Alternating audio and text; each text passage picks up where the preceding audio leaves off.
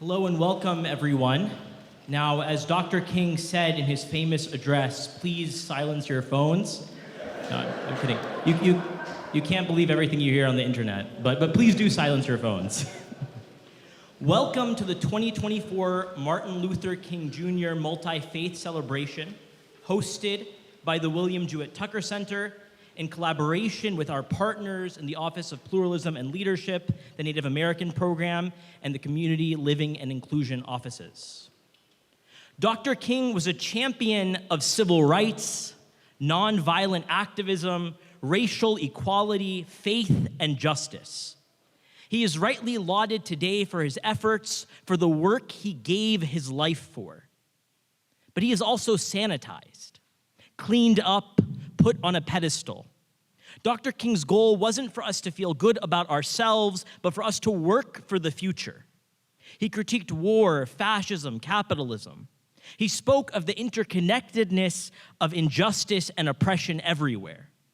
His legacy is not a day, it's not just a few campus programs. It is actively dismantling structures of racism and oppression. It is speaking up. It is facing reality and defying it, not denying it. When we scour quotes to find what Dr. King would say, we should also think of what he would do and how we want to be carrying those values forward. I believe our speakers today do that with profundity, and I look forward to hearing them with you. Thank you.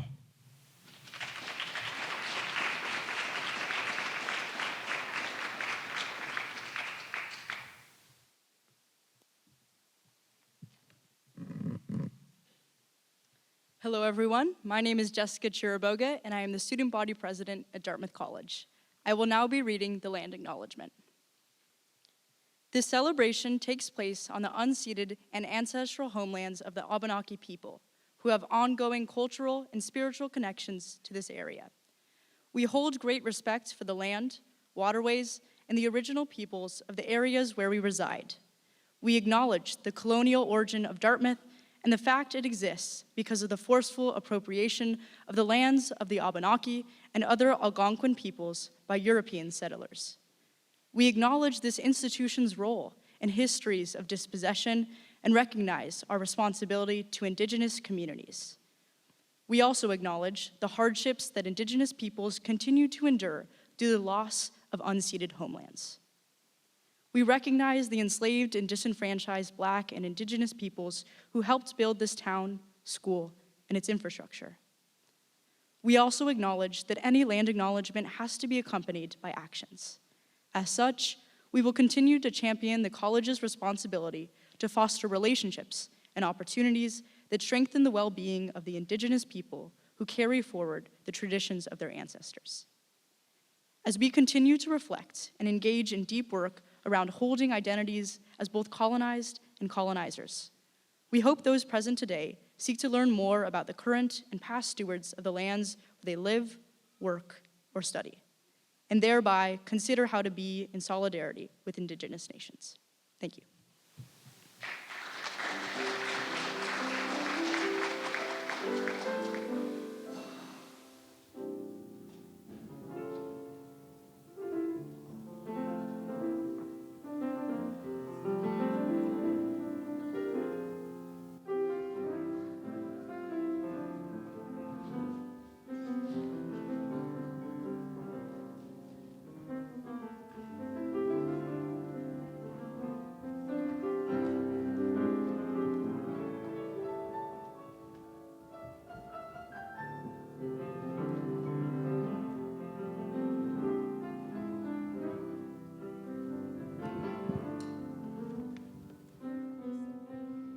If we can all please rise for our anthem.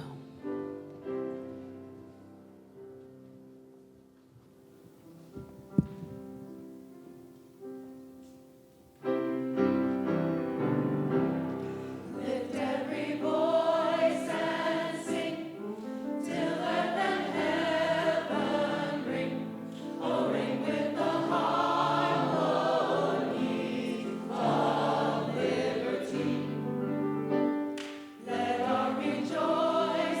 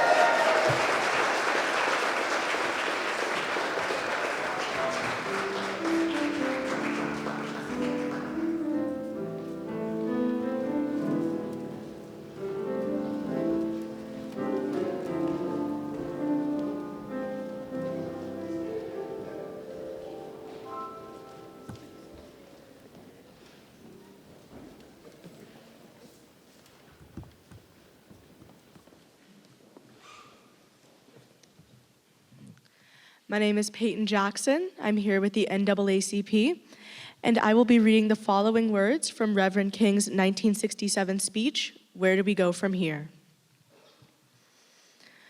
What is needed is a realization that power without love is reckless and abusive, and that love without power is sentimental and anemic. Power at its best is love implementing the demands of justice, and justice at its best is love correcting everything that stands against love. And this is what we must see as we move on. I'm concerned about a better world. I'm concerned about justice. I'm concerned about brotherhood and sisterhood. I'm concerned about truth. And when one is concerned about that, he can never advocate violence. For through violence, you may murder a murderer, but you can't murder murder. Through violence, you may murder a liar, but you can't establish truth. Through violence, you may murder a hater, but you can't murder hate through violence. Darkness cannot put out darkness. Only light can do that. I have decided to stick with love, for I know that love is ultimately the only answer to humankind's problems. And I'm going to talk about it everywhere I go. I know it isn't popular to talk about in some circles today, and I'm not talking about emotional bosh when I talk about love. I'm talking about a strong, demanding love. For I have seen too much hate, and I say to myself that hate is too great a burden to bear. I have decided to love. If you are seeking the highest good, I think you can find it through love.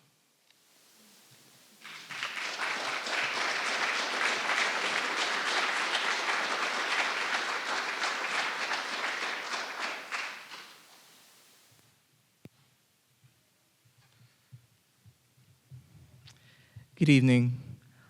My name is Anthony Fosu, and I'm a Christian and part of Dartmouth's Morning Glory Christian Fellowship. I thank Reverend Vogel and the Tucker Center for hosting this event and for inviting me to share some of my thoughts on the life and words of Dr. King. As I contemplated what I might share in the short time I have with you tonight, I thought about what Dr. King would have thought about the state of our country today. I thought about what he would have considered about the soul of our nation and whether we had addressed the ills that had permeated our nation's spiritual and ethical life in his time. While I cannot say for sure what he would have thought, it is worth considering how he might have wanted us to respond to his appeals about our current state.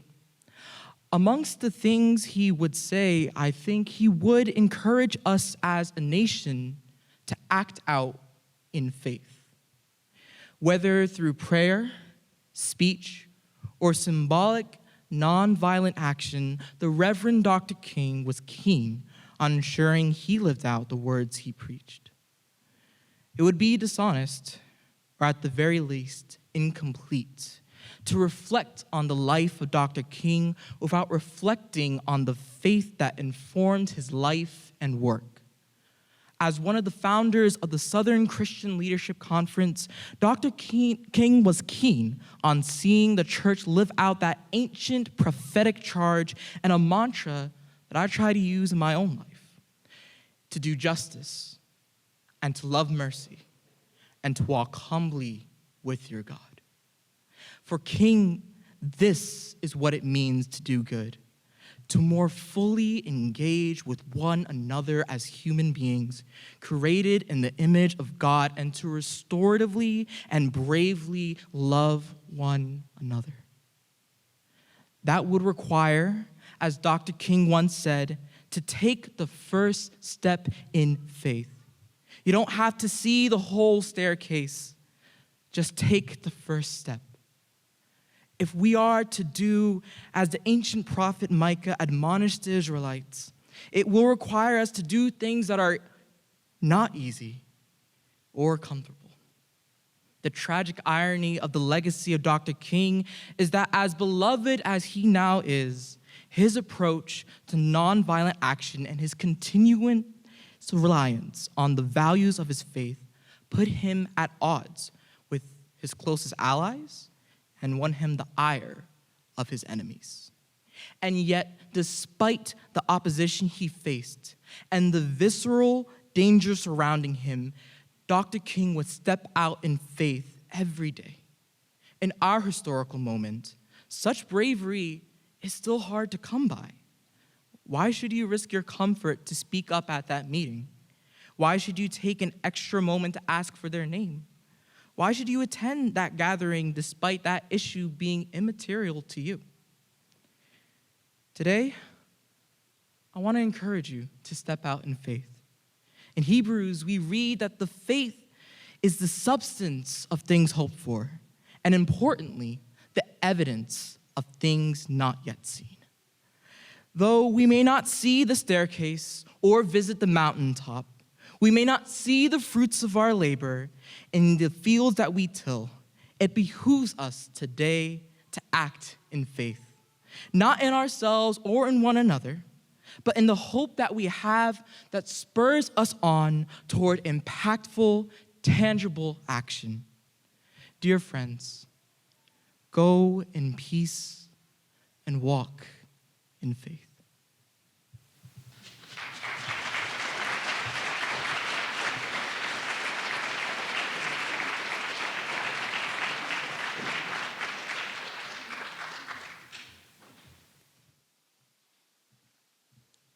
Assalamu alaikum, everyone.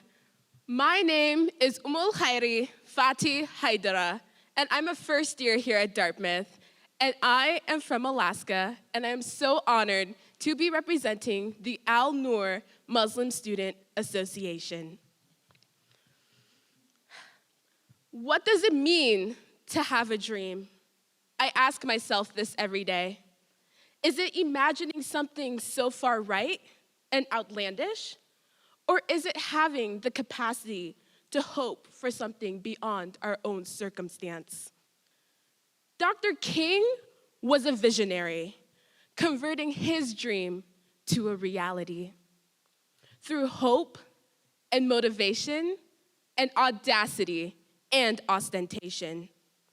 Dr. King had a dream where his kids wouldn't be judged based off of the color of their skin. Dr. King had the dream that little black boys and little black girls would one day be able to hold hands with little white boys and little white girls. But now, it is 2024, and I too have a dream. I have a dream where my brothers and sisters of humanity in places like Palestine, Congo, Sudan, Myanmar, Ethiopia, Afghanistan, and so many other places won't be the victims of senseless suffering and death. I have a dream that one day people will be able to open their hearts to one another and no longer conceal their highs and their lows.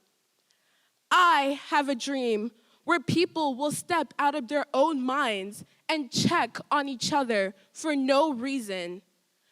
I have a dream where one day people will step out of their own minds and be good human beings for no reason. Committing injustice against ourselves is far worse than what we all may endure. Because as the Holy Quran states, never will be lost the reward of those that do good. The good is from our dreams, and our dreams are from our own good. Dr. King believed in his dream. Now, I call upon each and every single one of you to believe in yourself, to believe in your capabilities, but most importantly, to believe in your potential. Thank you.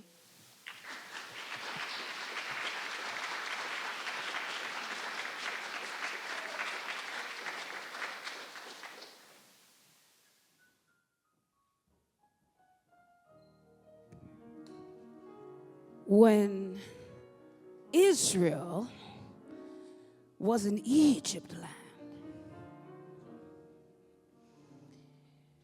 God commissioned Pharaoh told him to go down to Egypt land and let his people go.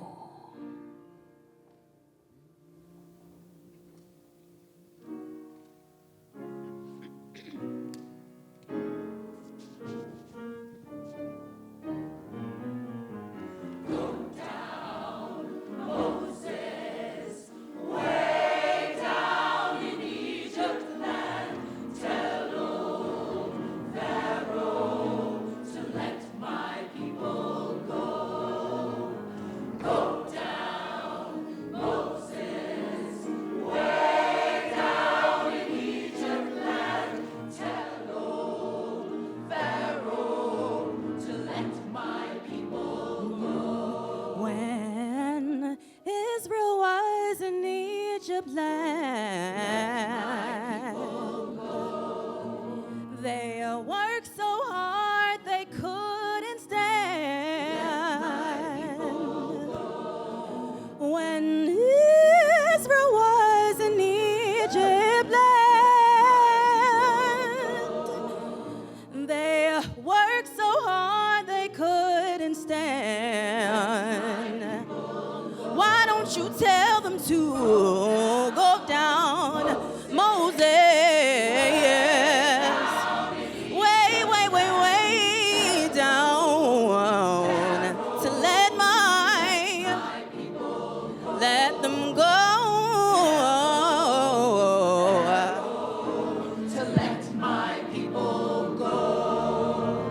Tell old Pharaoh to let my people go. Let them go.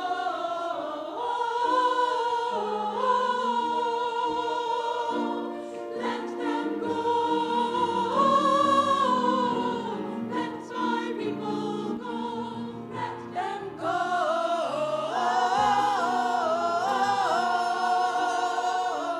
Let them go. Let my people go. Let them go.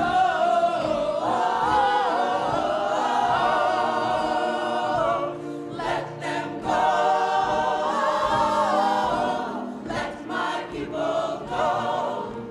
Let them go. Let them go. Let them go. Let them go. Let them go. Let them go. Let them go. Let my people go. Let them go. Let them go. Let them. Let them go. Let them go. Let them go. Let them go. Let my people go. Let my people go. Let my people go. Let my people go. Let my people go. Let my people go. Let my people go. Let my people go. Let my people go.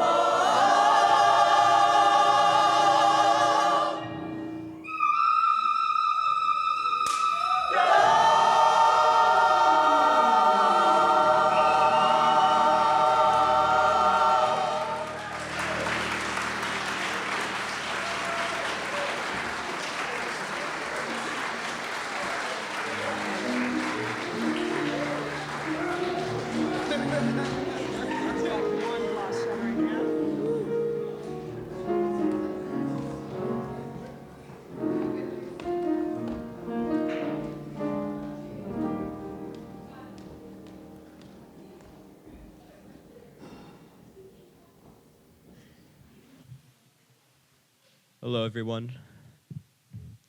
My name is Arjun Anand. I'm part of Shanti, which is the Hindu student group on campus. I'm going to read a few words by Reverend King that come from an article that he wrote in 1958. He wrote, "Like most people, I had heard of Gandhi, but I had never studied him seriously. As I read books on his life and works, I became deeply fascinated by his campaigns of nonviolent resistance. I was particularly moved by the Salt March to the Sea and his numerous fasts. The whole concept of satyagraha, Satya is truth, which equals love, and graha is force, was profoundly significant to me. As I delved deeper into the philosophy of Gandhi, my skepticism concerning the power of love gradually diminished, and I came to see for the first time its potency in the area of social reform. Love, for Gandhi, was a potent instrument for social and collective transformation. It was in this Gandhian emphasis on love and nonviolence that I discovered the method for social reform that I had been seeking for so many months. I came to feel that the nonviolent resistance philosophy of Gandhi was the only morally and practically sound method open to oppressed people in their struggle for freedom. When I went to Montgomery as a pastor, I had not the slightest idea that I would later become involved in a crisis in which nonviolent resistance would be applicable. When the bus protest began, my mind, consciously or unconsciously, was driven back to the Sermon on the Mount, with its sublime teachings on love, and the Gandhian method of nonviolent resistance. As the days unfolded, I came to see the power of nonviolence more and more. Living through the actual experience of the protest, nonviolence became more than a method to which I gave intellectual assent. It became a commitment to a way of life. Thank you.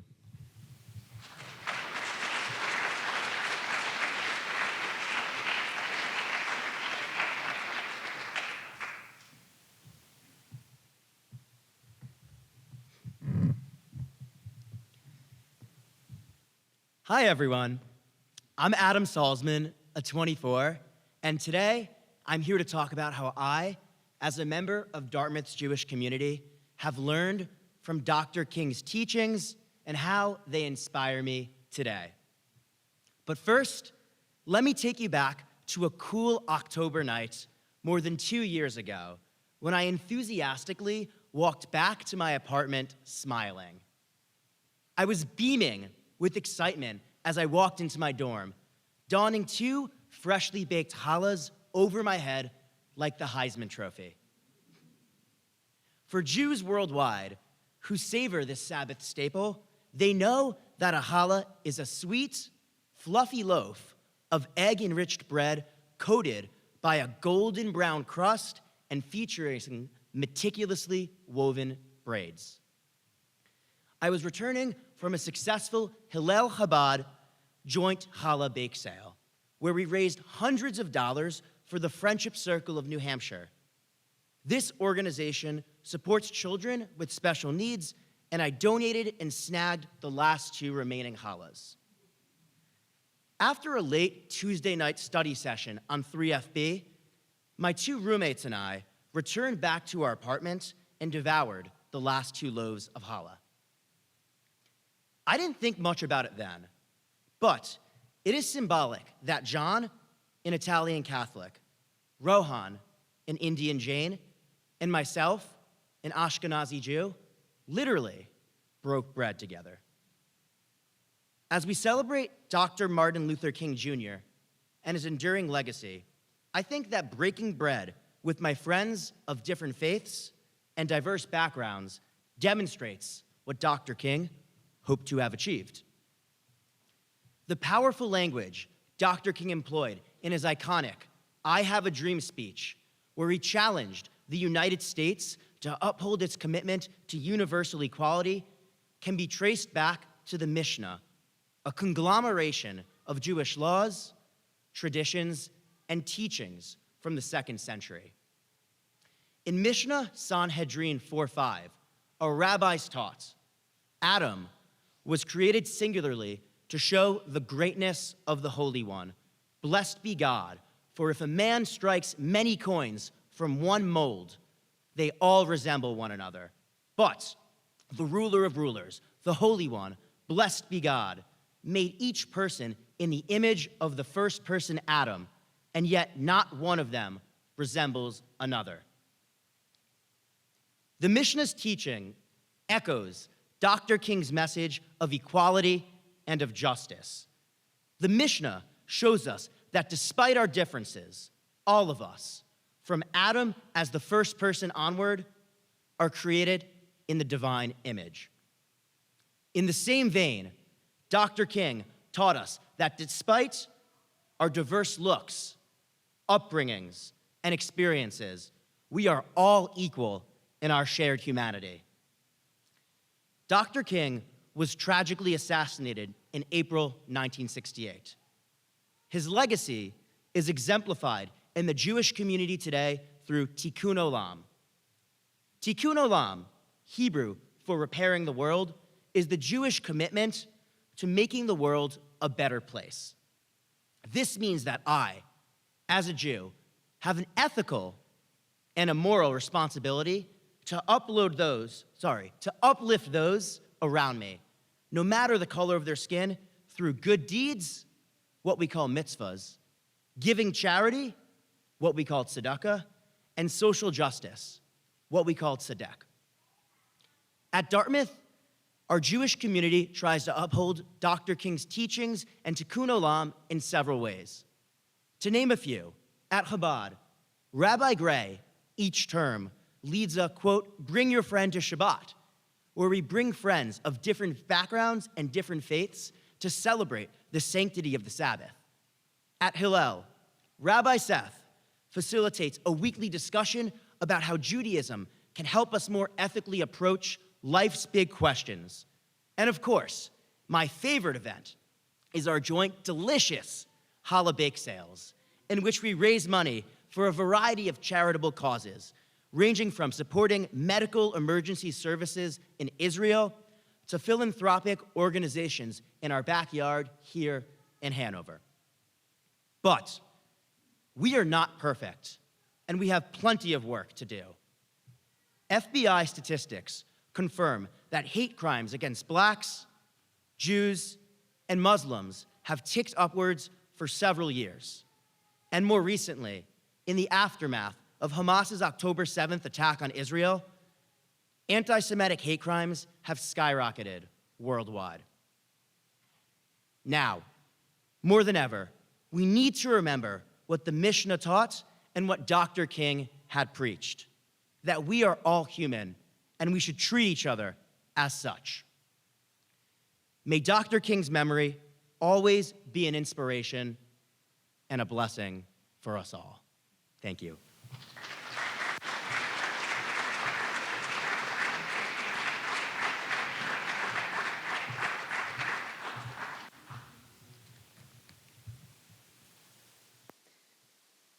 I'm going to bring this up. Hi, everyone. My name is Achla Gandhi. I am a 25 here at Dartmouth, and it is an honor for me to be here with all of you today. 60 years ago, during the March on Washington, Martin Luther King Jr. declared, "I have a dream that one day this nation will rise up and live out the true meaning of its creed. We hold these truths to be self-evident, that all men are created equal." This sentiment was echoed 2,500 years earlier by Bhagwan Mahavir, the supreme preacher of Jainism, who stated, "Unless we live with nonviolence and reverence for all living beings in our hearts, all our humaneness and acts of goodness, all our vows, virtues, and knowledge, all our practices are meaningless and useless." Time, culture, and religion separated these leaders, and yet their convictions stand united, rooted in the resolution of nonviolence and the power of empathy. Jainism is a religion mainly practiced in India. The core of its philosophy is the belief that we, as individuals, are souls, separate from our bodies and our surroundings. Our singular objective as a soul is to find happiness. And as long as we continue to search for it in things outside of ourselves, we remain lost in the cycle of life and death. In reality, our happiness is independent of external factors and entirely in our own hands. We are complete within ourselves. And once we realize that, we are free. The path to nirvana or self realization is a solo journey, but as you tread its steps and start seeing your own magnificence, it's only natural that you begin to see the same beauty and worth in every single other living being. In the same vein, as you become increasingly aware of your own emotions and attachments, you are able to see the same battles in others. As a result, the Jain view on life imparts an innate sense of respect and empathy for all life. Ahimsa, or nonviolence, is the main tenet of Jainism, which is why Jains are vegetarian, and many, like myself, even go as far as to avoiding eating root vegetables whose harvest involves more harm. Practicing nonviolence as a Jain is not an effort, rather the natural course of action once you begin to see every being as a soul like yourself. Martin Luther King Jr., a Baptist minister, may seem worlds apart from Jainism on paper, but Jainism, or at the very least the way I grew up practicing it, is not so much a religion as it is a way of perceiving the world. Martin Luther King embodied the Jain way of life when he championed the equality of all men. He lived the Jain way of life when he chose compassion over an easily justified anger, and when he saw weakness in violence and the power in peace. On days like today, when I think about Dr. King, I don't see a person from the past or a mere figure in history. Instead, I see an inspiration that brings me closer to my faith. Leaders like Mahavir and Martin Luther King taught us what true love is. Love that has no bounds or conditions. Love for all and love for oneself. In their actions, they brought light, and in their teachings, they have passed a torch. This torch has the power to illuminate the world, but it needs torchbearers like you and like me to spread its fire. MLK Day isn't merely a day of remembrance. It is a call to action. His legacy calls, his protest beckons. Come forth, take a torch. Take a torch and ignite a fire. Together, our fires will grow, and one day, maybe, they will shine bright enough to make King's dream a reality.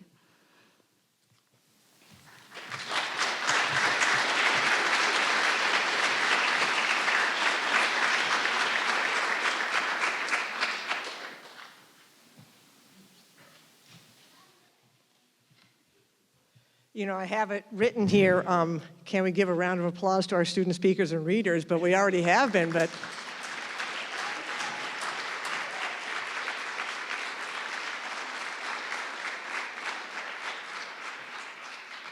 Professor Duthu, you have a tough act to follow. So our keynote speaker today is Professor Bruce Duthu, the Samson Occam Professor of Native American Studies right here at Dartmouth. He received his bachelor's degree from Dartmouth and his law degree from Loyola University School of Law in New Orleans, Louisiana. In addition to his teaching and writing, he serves on many boards and academic associations that champion the rights of Native and Indigenous communities. He is also a board member and consultant for way too many organizations for me to list, but just a few: Eco Justice, an environmental law organization; Social Justice Legal Foundation, a nonprofit organization advancing social justice by focusing on groundbreaking trial work; the National Center on Restorative Justice, a center that serves as the premier education, training, and research location for the advancement of restorative justice principles and practices, and many more.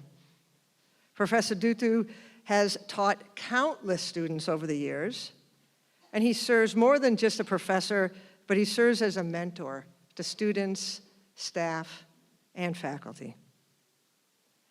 And he has made Dartmouth a better place by his thoughtful and sustained commitment to justice. On top of all this, he is someone who will always find the time to meet with you and listen intently to your ideas, hopes, concerns, and difficulties. He is an enrolled member of the United Huma Nation of Louisiana and is married to Hilda Ojibwe, with whom they have 3 children and 5 grandchildren. Please welcome Professor Dutu.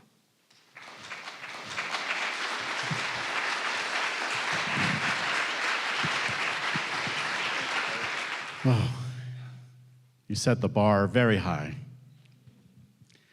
Thank you all very much, and it's a great honor and a great pleasure to be with you tonight.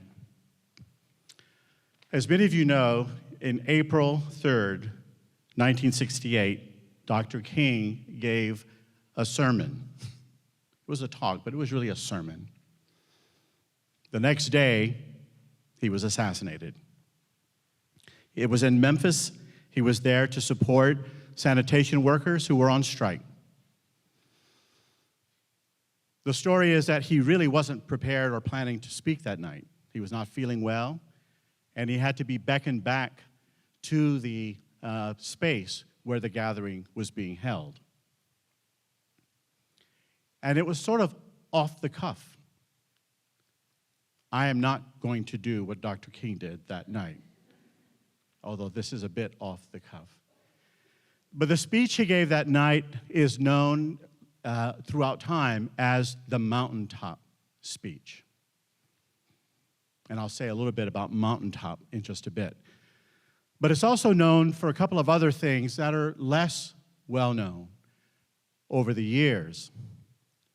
One, that he urged the audience to develop a kind of dangerous unselfishness.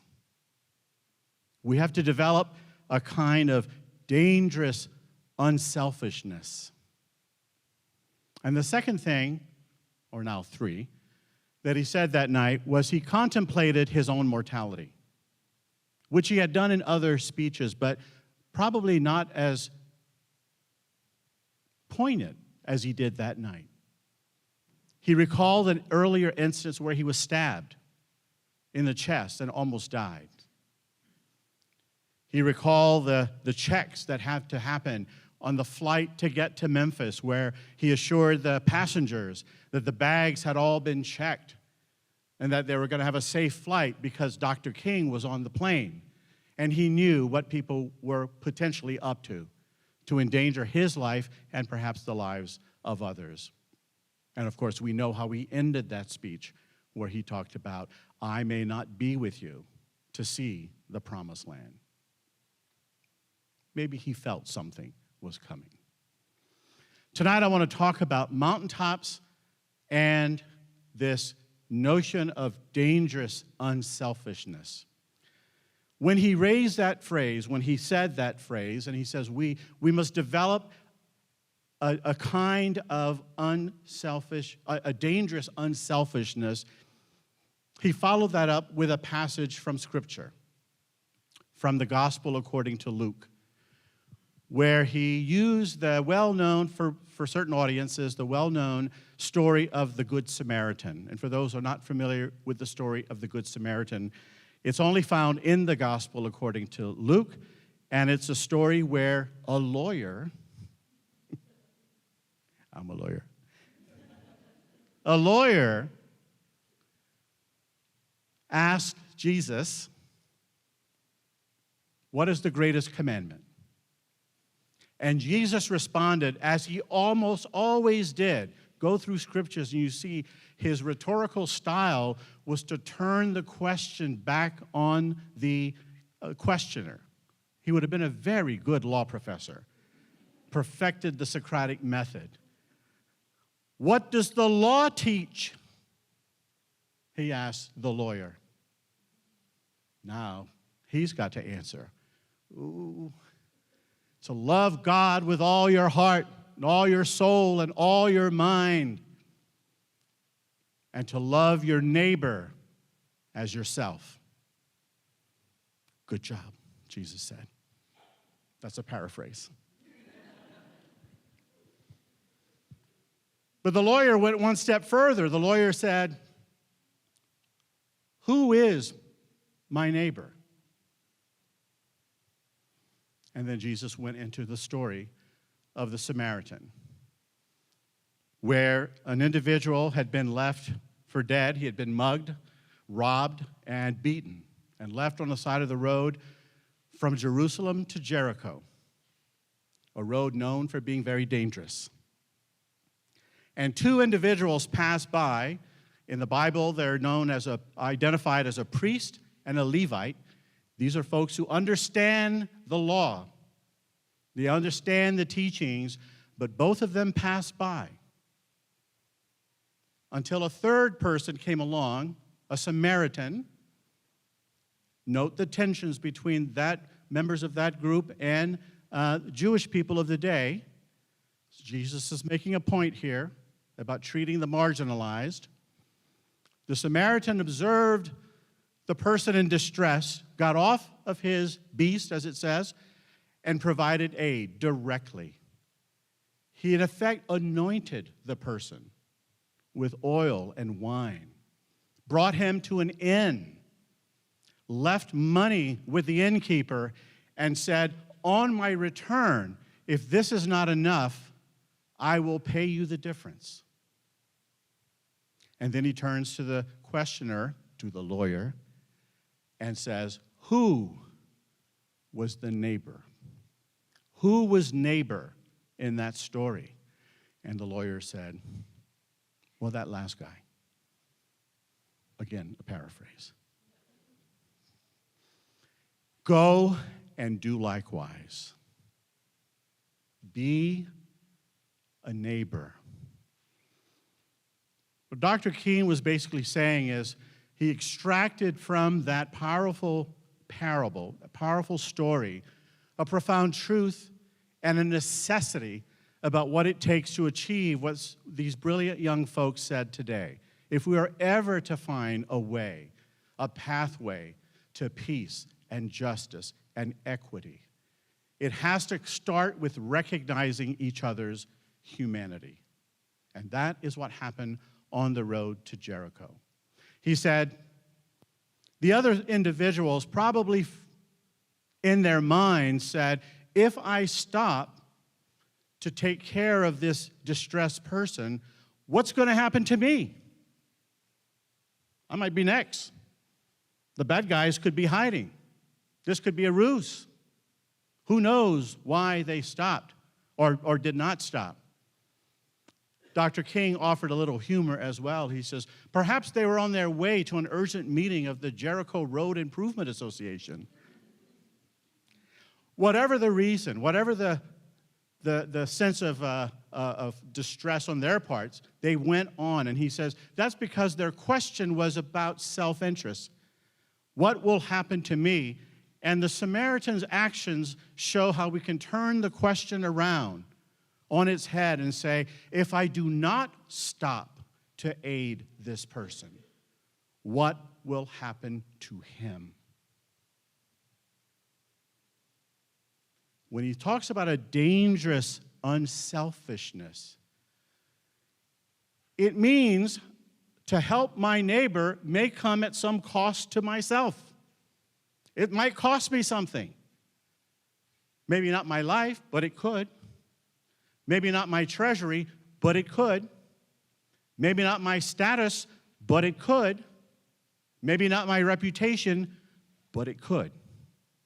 Are you willing to put those self-interest considerations aside to help your neighbor, to be neighbor? Now, growing up in Louisiana, as Reverend Vogel said, I'm from the Deep South. I grew up in the bayous of southern Louisiana, about 80 miles southwest of New Orleans. This is an area where there were lots of problems growing up. It was still, segregation was the rule of the day. I went to an all-Indian elementary school. Louisiana, like many of the southern states, did not think the U.S. Constitution applied to them. They might have heard about Brown versus Board of Education, but said, not us, and they still had segregated schools. I know because I went to one, from kindergarten through 5th grade. 1969, is when Louisiana and Terrebonne Parish, the parish or county where I grew up, was the last holdout to finally integrate all of its schools from kindergarten through high school. Other parishes had done it sooner by a subsequent force of law. They took another round of litigation to force Louisiana to do this. And my county was the last to do so. I went to an all-Indian elementary school, and what they did is the summer of 1969, they physically dismantled our Indian school, kind of like Legos, put the pieces on a barge, floated them up the bayou, reassembled the school behind the school where white kids went, and then we were all integrated the next school year. And bused black kids in from just north of us, white, black, and Indian, went to school in Terrebonne Parish for the first time, 1 year after Dr. King was assassinated. Now, despite all of those travails, there were some moments of optimism and hope that we saw, that I remember from example. And here's one that I will share with you. In the late 50s, early 60s, we had a new priest assigned to our area. I was raised Catholic. Louisiana's colonized by the French, and they left their imprint very, very intently in our area, to the point where most of my fellow native peoples are Roman Catholic. Most grew up speaking French. French was my first language. I learned English when I started school. I only spoke what we called Bugs Bunny English from watching cartoons. We were punished for speaking French at the Indian school. That was a new one. It's like, wait a minute, we're speaking a colonizer's language, but I guess it's not good enough. We got to speak the right colonizer's language. So we were paddled, we were punished, and there was even a difference. If you spoke French in recess, you'd get X number of swats, but if you spoke French in the classroom after order had been called, well, you got a certain extra number of swats, because now you were defiant. We could forgive you on the recess, but in the school, in the classroom, you had to toe the line. That was the environment, but it wasn't limited to the schools. It was also included in the church. There was segregation in our Catholic church. There was actually, on the top of the pews, bars that were nailed to the pews to designate the Indian section. It was the lower left quadrant, kind of where you folks are in the back. That would have been the Indian section. Enter Michael Finnegan, the new priest, the new kid, and he's being given a tour of the church by the members of the council, the white elites who control the parish church area. And he's looking around, and he sees the bars, and he says, why are those there? What are those bars doing there? And they say, oh, that's where the Indians sit. Mm-hmm. Now, according to my godmother, I'm not quoting Wikipedia, I am calling a higher source. My godmother was his housekeeper and cook. So this comes from the source. She said, Father Finnegan didn't say anything to the people at the time. He just, after they left, he went back into the church, took out those bars, loaded them in the back of his station wagon, drove them to New Orleans to the Archbishop's residence, and unceremoniously dumped them in his driveway, and supposedly said to the Archbishop, if any of my parishioners down the bayou ask where the bars are, I will send them to you so you can tell them why you allowed that to happen in God's church, because it's not going to happen in my church. I was a little guy when I first heard that story. And that was the first moment that I thought, you can change something. It's possible to change something. This guy did something amazing. This guy stood up. This guy exercised a phrase that I did not know until now: dangerous unselfishness.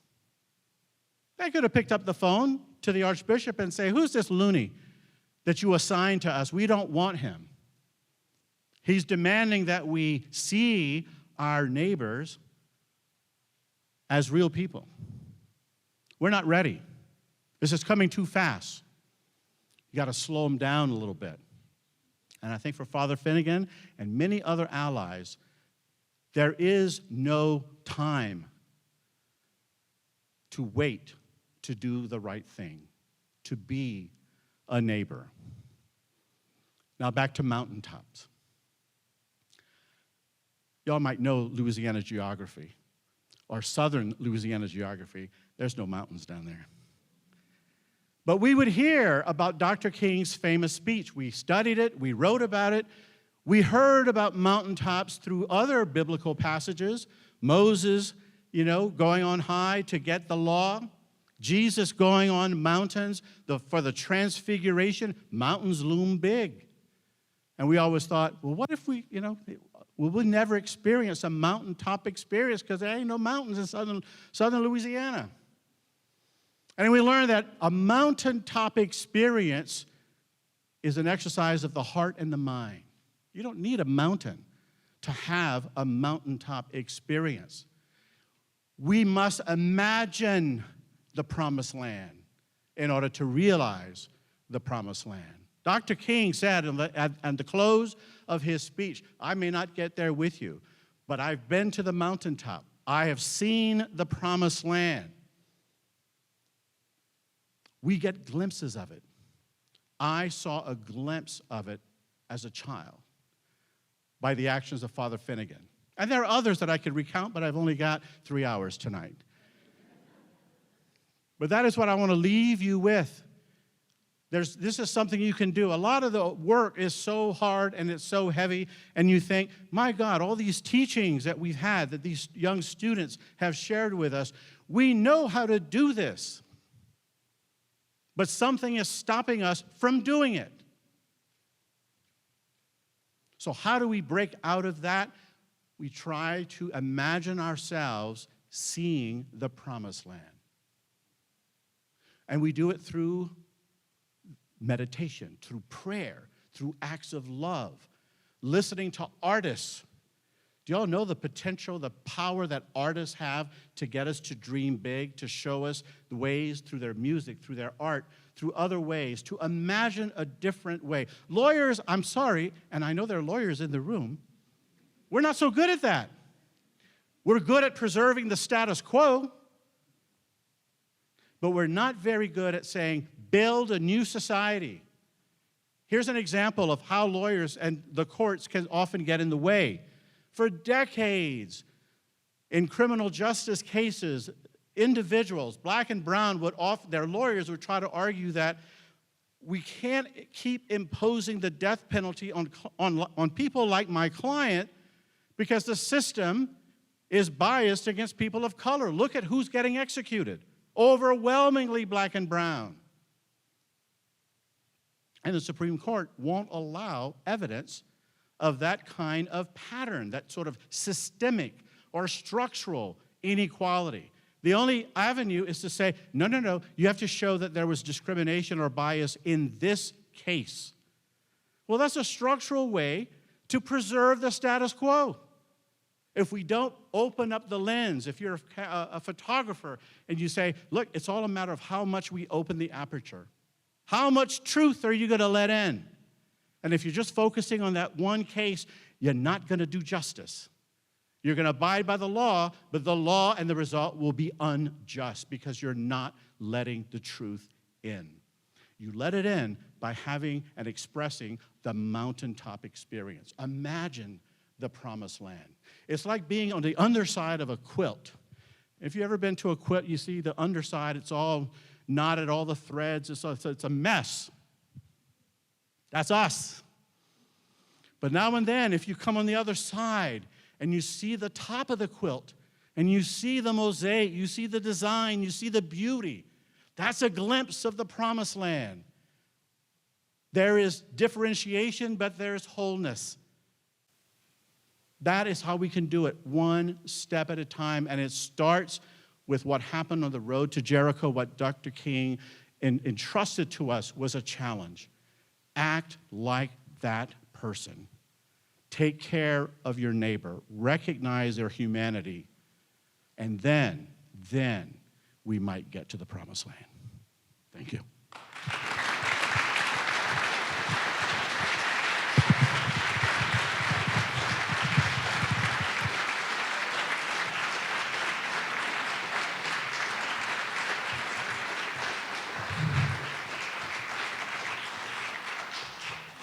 At this time, I invite our student leaders to come up and light their candles.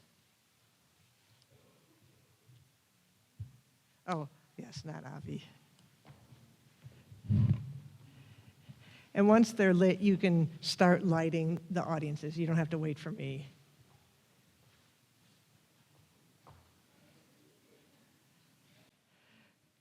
So as they light their candles, I just want to remember a few words of Achla, that's who said, King's legacy calls, his protest beckons, come forth, take a torch.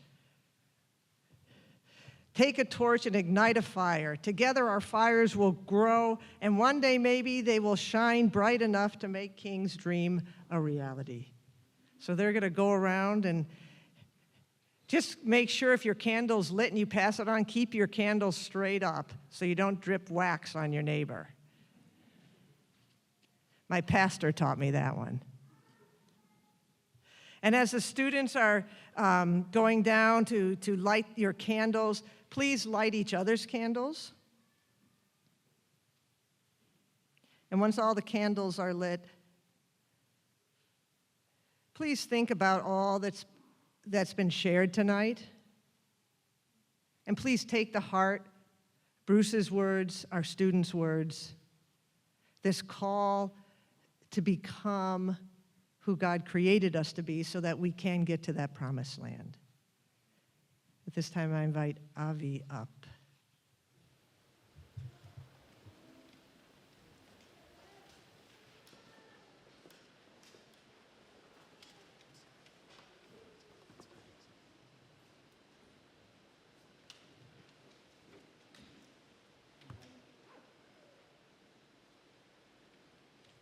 Good evening, everyone. My name is Avijit Singh, but I also go by Avi. I'm a 26 at Dartmouth College, and I'm a part of the Hindu Student Association known as Shanti, and I'm going to say Hindu prayer to all of y'all today. But before I say it, I would like to give the translation or the meaning behind the prayer that can sit with y'all as I say the prayer. I pay my respects to the light of the lamp, a symbol of the universal light and the divine light. May this light remove the vices and give rise to peace, prosperity, health, happiness, and harmony. To dispel my inner vices, I pray to the inner light. To ignite the inner light, I pray to the universal light. To elucidate the universal light, I pray to the light of the Guru. Deepta Jyoti Param Jyoti Deepta Jyotir Janardanaha. Deepo Haratu Me Papam Deepa Jyotir Namostute. Subham Karatu Kalyanam Arogyam Sukha Sampada. Dvesha Buddhi Vinasaya Atma Jyotir Namostute. Atma Jyoti Pradiptaya Brahma Jyotir Namostute. Brahma Jyoti Pradiptaya Guru Jyotir Namostute. Om Shanti Shanti Shanti.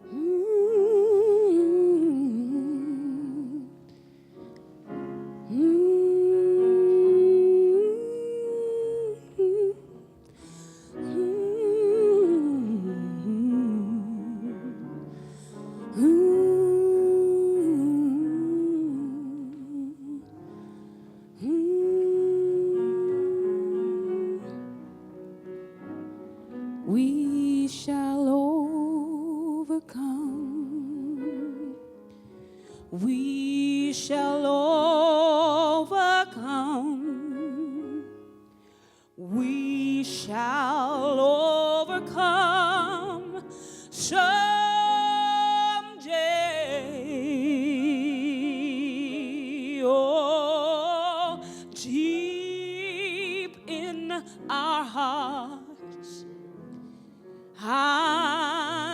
I do believe that we shall overcome.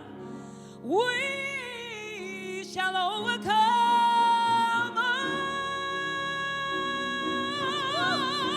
We shall overcome someday. Can we all stand together and sing this song?